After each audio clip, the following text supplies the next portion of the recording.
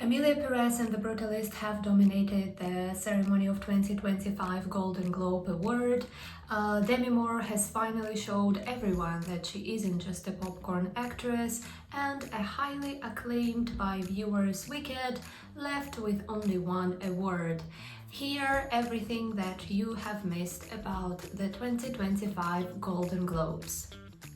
Hey everyone, Iris is here. Thank you for joining me as I dive into the biggest moments from 2025 Golden Globe Awards ceremony. I have gathered all the highlights from red carpet to the ceremony itself, and I'm going to break down each key moment for film categories. So if you have missed it or if you just want a quick recap, please feel free to follow along.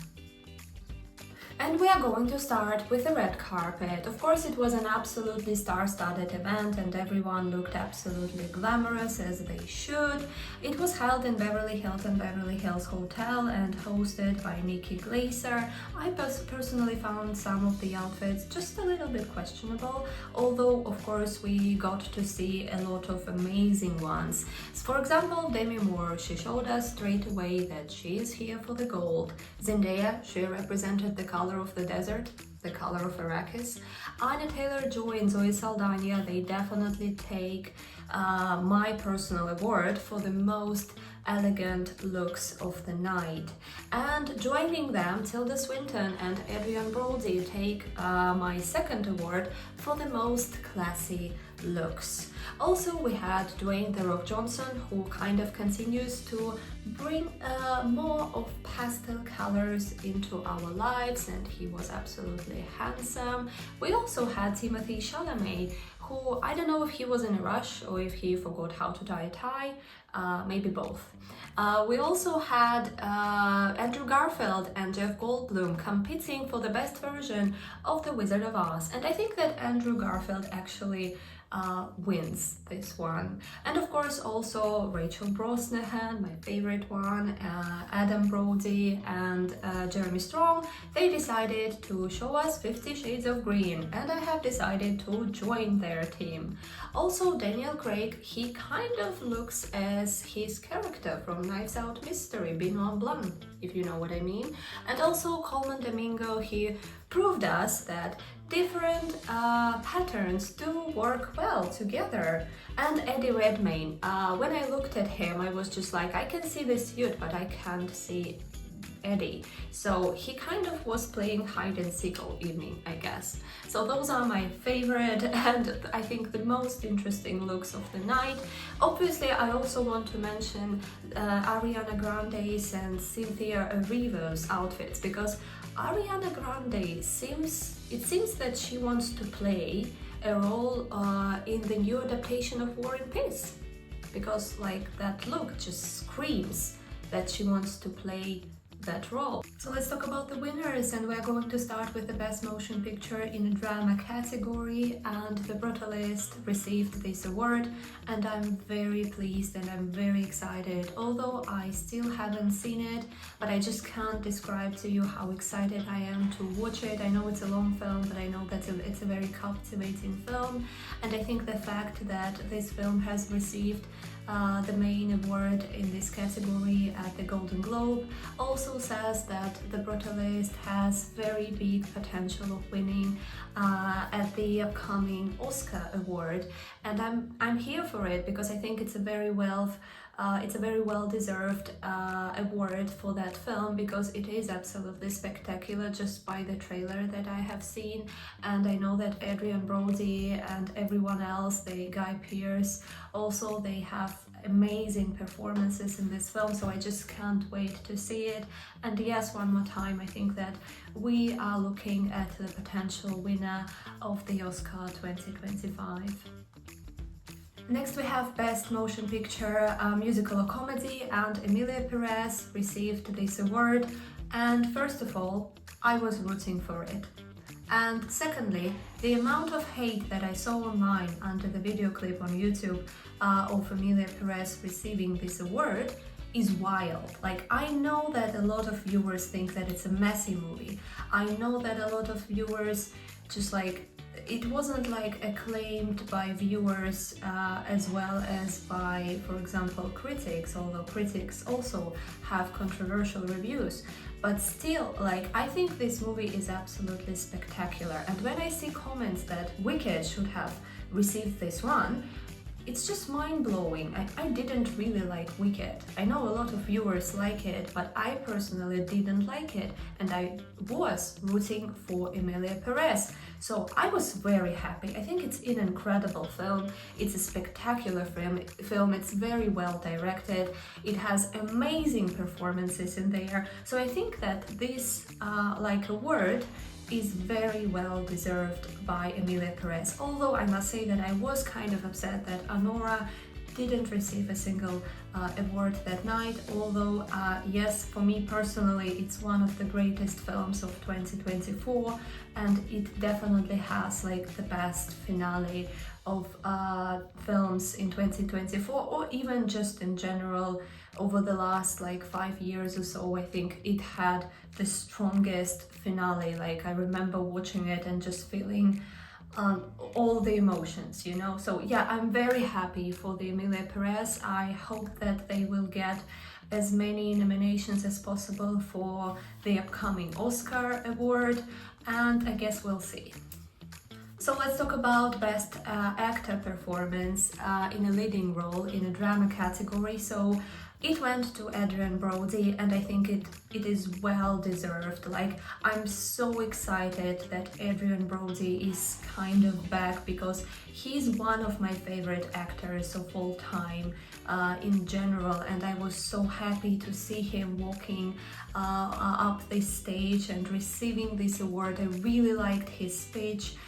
You can definitely see that he's very emotional and he's very genuine at this moment. And yeah, I haven't seen The Brutalist, but by like clips and by the trailer and just knowing what Adrien Brody is capable of, I have no doubt that this performance was amazing. So I can't wait to see it.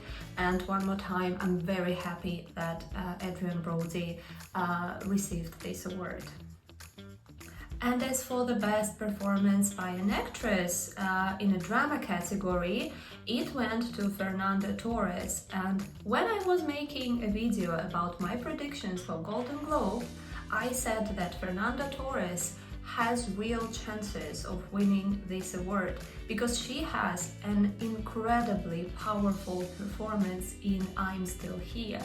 So the fact that she received this nomination, I think, is amazing, because we had like Angelina Jolie for Maria, and a lot of viewers and a lot of people were saying that this is the film for which she should receive this award, and potentially should and can win this award at the Oscars, like the main award at the Oscar.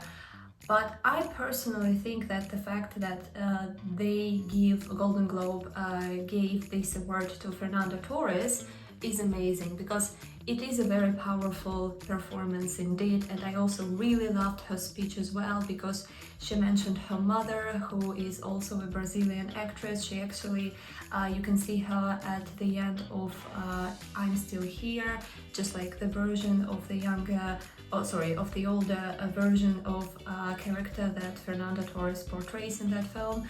So I was just like, her speech was again very genuine. I really liked it, and I think that now it will be very interesting to see what is going to happen at the Oscars, because obviously Angelina Jolie is still a very a strong contestant for the award.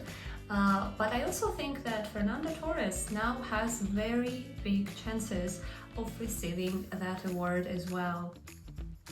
As for the best actor performance in a musical or comedy, it went to Sebastian Stan for A Different Man. Personally, I haven't seen A Different Man, but personally, I really wanted Jesse Plemons to get this one. Because Jesse Plemons, what he has done in Kinds of Kindness is sensational. I know that the film itself isn't as good, but his performance in this film, and also let's not forget about Civil War, because it also came out in 2024 and it hasn't received a single nomination, but probably because it's more like it will get more nominations at the Oscar for like technical categories, like I think for sound editing, sound like mixing and cinematography maybe as well. So yeah, like Jesse Plemons, he had amazing performances in both of these films, in Civil War and in Kinds of Kindness, so I was just rooting for him. And the fact that they gave it to Sebastian Stan, maybe it's an amazing role, maybe it's a very good performance, I don't know, because I haven't seen it, but just something inside me really wanted Jesse Plemons to get this award. And as for the best performance by an actress in a musical or comedy, it went to our queen, Demi Moore, and I'm so glad, I'm so happy about it, because I love Demi Moore. I guess you can probably see that I'm kind of cosplaying her, you know, with long black hair, but she is an amazing actress and she's an amazing woman as well. So the fact that she received this award for playing the role in the horror, in the body horror, which is The Substance, is absolutely amazing. I'm so thrilled. I was so thrilled when I saw that she received this award, and her speech as well. It was so genuine, it was so sincere, because she mentioned that there was someone who said to her that she's just a popcorn actress, and she never received like a big award, and this is her like first big award. So just like, I am imagining how important it is for her to get the opportunity to work on such like project, such film, which like it is a risk, like it was a very big risk, because body horrors, or just horrors in general, they aren't as acclaimed, although in the recent years we kind of see the tendency that it is changing. For example, with Titan winning the award at Cannes Film Festival, I think in like 2022, 2021, I don't remember, but like in general, yes, tendency is changing, but still, like the fact that Demi Moore received this received this award for like the body horror is amazing. Like, she took a risk and it paid her off massively, and I can't wait to see her winning the Oscar, because I'm going to root for her throughout the whole award season. So let's talk about best performance by an actor in a supporting role, and it went to Kieran Culkin for A Real Pain. Yeah, it is an amazing film. Like, what they have done together, the chemistry that they've had, that they have in that film with Jesse Eisenberg, who also directed it and who wrote this film, is amazing, because it's like the story of two cousins who are on tour to honor their late grandmother, and it's an amazing film, and I think that it is like well deserved for Kieran Culkin, because some may say that he still plays like the same characters every time, but when you watch this film, even just the trailer, you can see that he has a very good comedy timing, but he also, when he needs, like his character needs to show emotions, he really does it. So I think it's a very strong performance, and I think that it is also well deserved. So it will be very interesting to see also again the situation at the Oscars, but I think that he might take all like major award this award season. And best performance by an actress in a supporting role went to Zoe Saldana. Yes, she is Zoe Saldana actually. You know, if you are going to listen to a lot of interviews, you are going to find out that she's actually Saldana and not Saldana. So that's why I always call her Zoe Saldana nowadays. So I'm very happy, because her role, like for her, again, it was a very important role. as it was for Demi Moore with the substance, because she used to play kind of the same characters every time. Of course, we know her for like Avatar, for being Neytiri. We know her for Gamora in Guardians of the Galaxy. But this film, Emilia Perez, is very different, and the fact that she also took this risk and she kind of tried to see what she is capable of, and to show us all that she's more than just, you know, like an action or like comics actress, is amazing. That's why she really deserved this award, and the fact that she got it is absolutely amazing. Again, I'm a big fan of Emilia Perez, so what can you say? And I was very happy for her, like really just when her speech as well, when she went on stage, her speech was so sincere, and that's why I think it's a very well-deserved it's a very well-deserved award, and I think that again it will be very interesting to see if she's going to take it at the Oscar. Best Director award went to Brady Corbett for The Brutalist, and I'm actually very happy, although I was rooting for Sean Baker with Anora because I really loved this film. But it's nice that The Brutalist got like so many nominations and so many awards that night, and of course it will be very interesting to see if he's going to take the award at the Oscars and at other major ceremonies, upcoming ceremonies. But at the same time, as I said, even that I haven't been able to see The Brutalist yet, I'm still very excited, and I'm still very happy that it has received so many awards already. So yeah, I think it's a very well-deserved award, but of course, as I said, I was rooting for Sean Baker. That category brought to me so much joy, because we are going to talk now about Best Animated Motion Picture, and the fact that Flow received this award makes me so happy, because I loved it so much. It's such an incredible work. It's basically like an animated film about like animals, different animals. There is like a cat and other animals, and there is like a very big flood, and they are traveling on a boat, and they need to like find a place kind of to live like again normally, you know, like on the land. And there are no words in this film. It's an amazing work. Like the animation, the idea, and some decisions that were made in making that film are extraordinary, and I loved it so much, and I was rooting for it. But I kind of was thinking like, no, obviously they're going to give it to The Wild Robot or like Inside Out 2, because that's like a Pixar. But no, they have decided to give it to Flow, and I'm so here for it. Like, I hope that at the Oscar we will have the same situation. I'm kind of praying for it, because like it's an amazing animation film, and I want more people to see it, and I want it to get more recognition.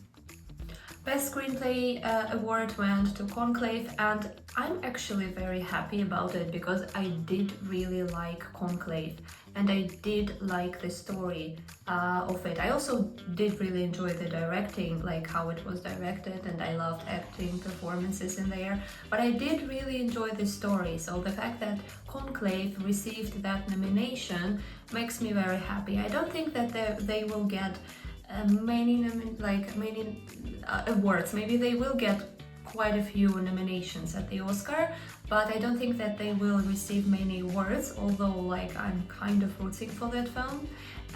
But yeah, the fact that they have received this award for Best Screenplay makes me very happy. It's a very interesting story, because yes, there are a lot of films that talk about the same topic. We were able to see a lot of them in the recent years, but I think this film tells that story in the most interesting way. Just based on the film that I have seen previously, I think this film really has just something that was missing in all the others. So I think that yes, it's very well deserved. and I'm going to root for that film as well at the Oscar. Now let's talk about the music, and we're going to start with the Best Original Score.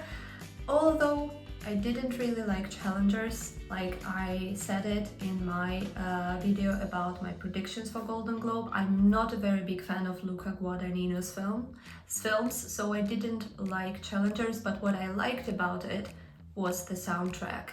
And the fact that Trent Reznor and Atticus Ross received this award for challengers makes me very happy as a true big fan of Nine Inch Nails, because indeed the soundtrack is amazing in that film. Like, it builds up the pressure, it builds up the tension, and helps to tell this story, I think, in the best possible way. So I was very happy to see them winning, and they are incredible songwriters and composers. So I will be very happy if they will receive this nomination, not this, but if they will get the main award at the Oscars as well.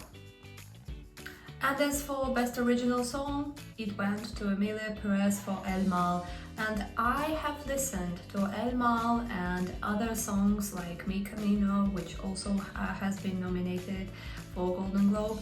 I have listened to the soundtrack to those songs religiously after I have watched the film, so I was rooting for the song really, and I can't wait to see Zoe Saldana perform it at the Oscars, because I think it is going to be nominated, and I just can't wait for it. It will be my personal moment, like Ryan Gosling performing I'm Just Ken at the last ceremony. It will be my personal moment when Zoe Saldana is going to perform El Mal at the Oscars, because it's an amazing song. It's so powerful, and the dance that she also performs at that scene of the film where this song is used, it's just like it's impeccable. I really enjoyed it, I really loved it, so I was very happy that it received this award.